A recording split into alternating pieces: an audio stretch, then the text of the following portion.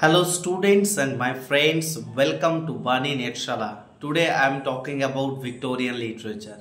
You know that Victorian literature is very important for your upcoming UGC NET June 2025 exam, and that's why today's topic is Victorian literature. You know that the expansion of Victorian literature is actually 1832 or 1837 to 1901. Most of the যে সমস্ত বইগুলো বেশিরভাগ বইগুলো তোমরা বাজারে পাবে সেখানে লেখা রয়েছে 1832 টু 1901 অর 1837 টু 1901। দেখো এই যে টাইম পিরিয়ডটা আমি বারবার আগেও বলেছি এখনও বলছি।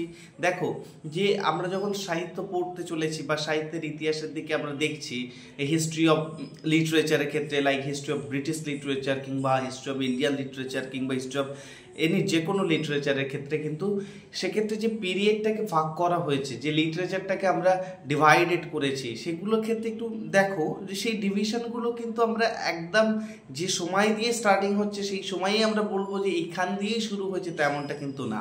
এর আগের ক্লাসগুলোতেও আমি একই কথা বারবার তোমাদের সাথে আলোচনা করেছি যে যেমনটা আমি বলেছিলাম রোম্যান্টিক পিরিয়ডের ক্ষেত্রে যে রোম্যান্টিক পিরিয়ড শুরু হচ্ছে 1789 or 1798 টু 1832।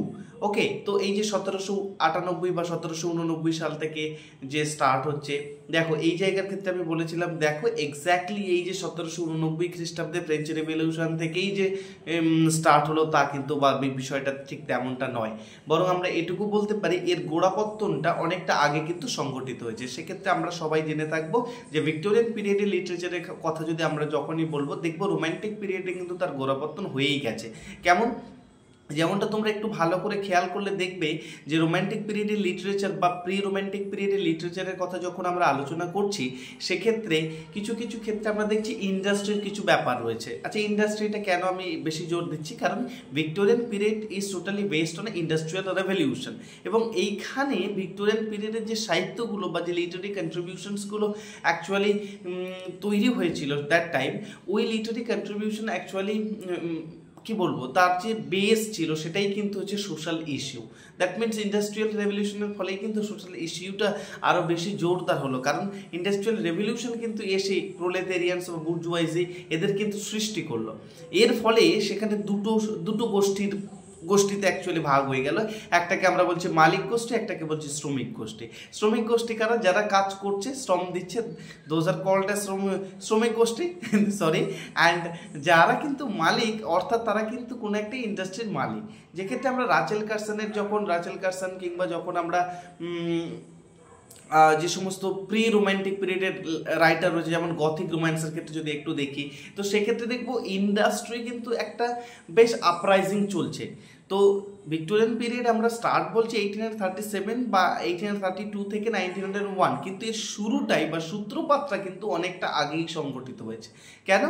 সেই সময় মানুষ কি করছে, যেহেতু তোমরা দেখবে এই যে প্রি রোম্যান্টিক পিরিয়ডে দেখা গেছে যে মানুষ ঠিক তার আগের পিরিয়ডটা আমরা কি জানি, আমরা জানি যে those period is actually called as neo classical period. যে পিরিয়ডটা কিন্তু র্যাশনালিটির উপরে জোর দিয়েছে, রিজনের উপর জোর দিয়েছে, মানুষ প্র্যাকটিক্যালি ভাবতে লেগেছে, থিওরির থেকে প্র্যাকটিক্যালের উপর বেশি জোর দিয়েছে। কোথাও মানে যে আমরা যে এই যে ভাবছি মানে আমাদের থট কি, কোথাও জোর কম দিয়ে মানুষ কি করছে যে প্র্যাকটিক্যাল যে রিয়ালিটিটা তার উপর জোর দিচ্ছে, রিজনের উপর জোর দিচ্ছে, র্যাশনালিটির উপর জোর দিচ্ছে।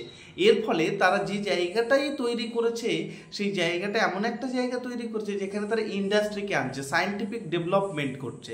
তোমরা জানো যে নিও ক্লাসিক্যাল পিরিয়ডের ক্ষেত্রে আমরা আইজ্যাক নিউটনকে আমরা পড়বো, সেক্ষেত্রে যে সায়েন্টিফিক রেভলিউশনটা হচ্ছে বা সায়েন্টিফিক যে ডেভেলপমেন্টটা হচ্ছে ঠিক তার আগের পিরিয়ড থেকে। তোমরা সবাই জানো যে 1660 this was royal society, and the main intention behind creating the Royal Society is to just enhance the এটাকে ডেভেলপ করার জন্য, ন্যাচারাল সায়েন্সের ডেভেলপমেন্টটাকে এনহ্যান্স করার জন্য, বাড়ানোর জন্য কিন্তু এই সিদ্ধান্ত নেওয়া হয়েছে।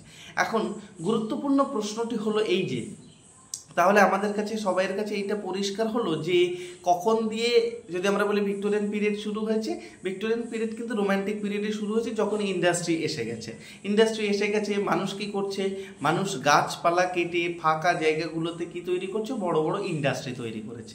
সেই জন্যই তো যখন 1789-এ ফ্রেঞ্চ রেভলিউশনস হলো, যেমন লাইক উইলিয়াম ওয়ার্ডসওয়ার্থ এবং স্যামুয়েল টেলর কোলরিজ তারা দুজনে মিলেমিশে 1790-এ তারা একত্রে হয়ে তারা কি ডিসাইড নিল যে একটা নতুন জনরা সৃষ্টি করতে হবে। এই রিজন রেশনালিটি, এই যে সায়েন্টিফিক এত ডেভেলপমেন্ট হচ্ছে, সেখান থেকে আমাদের বেরিয়ে এসে নেচারের কাছে চলে যেতে হবে, প্রকৃতির কাছে চলে যেতে হবে, নেচার মাদারের ল্যাপে গিয়ে আমাদেরকে সেলটা নিতে হবে।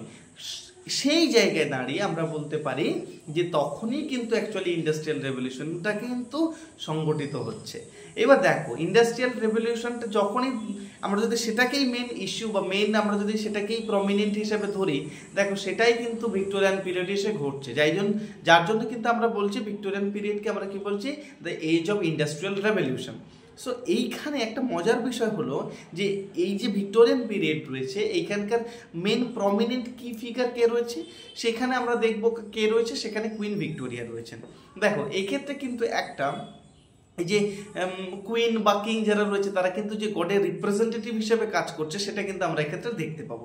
এবং এই ক্ষেত্রে আমরা দেখবো যে সমস্ত লিটারি কন্ট্রিবিউশনসগুলো রয়েছে, এক্ষেত্রে কিন্তু নোবেলের একটা বিশেষ প্রাধান্য ঘটছে। কেন মানুষ নোবেল লিখছে এবং নোবেল পড়ার দিকে বেশি মানুষের আগ্রহ বাড়ছে, কেন না এতদিন যাবৎ যে সমস্ত ঘটনাগুলো ঘটছিল লাইক পোয়েট্রি, এসে অর এনিথিং এলস লাইক আমরা বলতে পারি ড্রামা, এই সমস্তগুলো যে biography etcetera etcetera, heroic mock epic etcetera, এবার মানুষ কি করছে সেটাকেই নভেলের দিকে তার একটা ট্রেন্ড আসছে। কেন নভেলের দিকে ট্রেন্ড আসছে, দেখো সোশ্যাল ইস্যুটাই প্রমিনেন্ট, কারণ ইন্ডাস্ট্রি যখন গড়ে উঠেছে সেইখানে দুটো সমাজ হয়ে গেছে। আমরা সেই সঙ্গে আমরা কার্ল মার্কসকে পড়বো, যেমন দাস ক্যাপিটালে মার্কস কি বলছেন, দাস ক্যাপিটালে মার্কস বলছেন যে মানুষের ইতিহাস হচ্ছে একটা বিপ্লবের ইতিহাস, তাই না? তো সেটাই যদি হয় যে বিপ্লবের একটা ইতিহাস, সেক্ষেত্রে আমাদের কাছে এই বিষয়টা পরিষ্কার হলো যে ভিক্টোরিয়ান পিরিয়ডের লিটারেচারের ক্ষেত্রে কিন্তু সোসাইটি বা সোশ্যাল যে রোলটা রয়েছে, সেই রোলটা কিন্তু একটা বিশেষভাবে প্রভাবিত করছে বা সেটার একটা বিশেষ প্রভাব রয়েছে। আমরা কিন্তু এই বিষয়টা আমাদের কাছে ভীষণই পরিষ্কার। তো এখন যেটা বলার বিষয় সেটা হলো এই যে সাহিত্যের ক্ষেত্রে আমি যেহেতু বললাম যে এখানে একটা নভেলের একটা বিশেষ প্রাধান্য ঘটেছে, তাহলে এখানে নভেল রাইটার কারা কারা আসছে, ভেরি ইম্পর্টেন্ট। দেখো এক্ষেত্রে কিন্তু সবার আগে যার নাম মনে রাখতে হবে, Charles Dickens is very very important. সেই সঙ্গে কারা রয়েছে, থমাস হার্ডি, আর কে রয়েছে থমাস কার্লাইল, আর কে রয়েছে দেখো জর্জ এলিয়ট, জর্জ গিসিং, George Meredith. Those are very important writers for your upcoming UGC NET June 2025 exam. Also very important writers for Victorian literature. When we are talking about Victorian literature, we should not forget, আমাদের ভোলা উচিতই না। কাদের ভোলা উচিত নয়? Charles Dickens, George Eliot, Thomas Hardy, George Meredith, George গিসিং। Those are very prominent and key figures in Victorian literature. এইবার আমরা কিন্তু এদের লেখাগুলোকে আমরা পড়বো, ঠিক আছে, এবং বিস্তারিত আলোচনা করব। আজকের প্র্যাকটিক্যাল ক্লাসে শুধুমাত্র আমরা এই বিষয়গুলো আলোচনা করছি। তার মানে কি আমাদের থিওরি ক্লাসগুলোতে আমরা কি করি, বেসিক্যালি প্র্যাকটিক্যাল ক্লাসে আমরা যে বিষয়গুলো আলোচনা করব সেগুলোকে আমরা থিওরি ক্লাসে জাস্ট একটু রিকভার করে নেওয়া এবং সেগুলোকে আন্ডারস্ট্যান্ডিং করে নেওয়া। কেন ভিক্টোরিয়ান পিরিয়ডের সৃষ্টি হচ্ছে, ভিক্টোরিয়ান পিরিয়ডের থটটা কখন শুরু হয়েছে, এই ইত্যাদি ইত্যাদি বিষয়গুলো আলোচনা করে নেওয়া। কেন আমরা মডার্নিজম নিয়ে পড়বো, মডার্নিজম কি আসছে, কেন মডার্নিজমের ধারণাটা ঠিক কোন সময় থেকে আসছে, সেগুলো কিন্তু আমরা আলোচনা করব। সেগুলো আমরা নেক্সট পিরিয়ডে আমরা লাইভ ক্লাসে কিন্তু সেগুলো আলোচনা করব।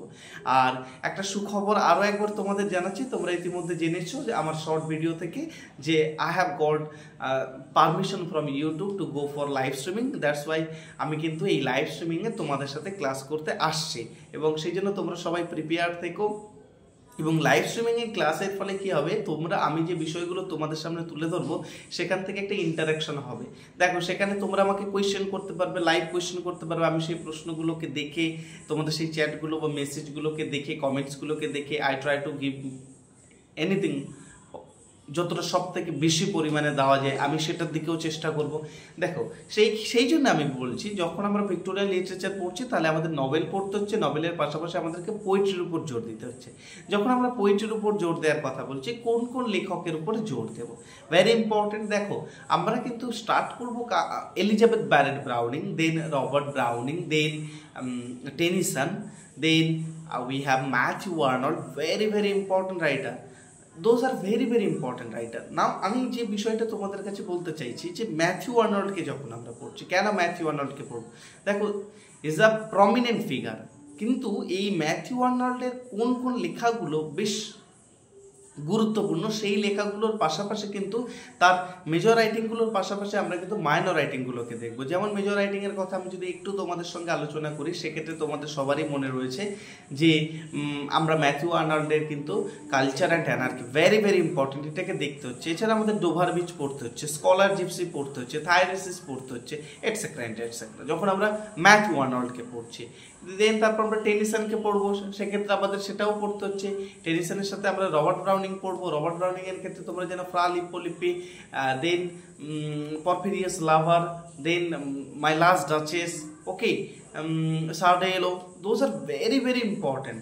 ওকে, the ring and the books, এই যে তার লেখাগুলো, এগুলো কিন্তু ভীষণই ইম্পর্টেন্ট। তারপর আমরা যে কেমিস্ট্রি বা যে রিলেশনশিপ রয়েছে between Elizabeth Barrett Browning and Robert Browning, সেদিকে একটু লক্ষ্য রাখবো। এলিজাবেথ ব্যারেট ব্রাউনিং কোন দিকে জোর দিচ্ছে সেগুলোকে আমরা কিন্তু লক্ষ্য রাখবো।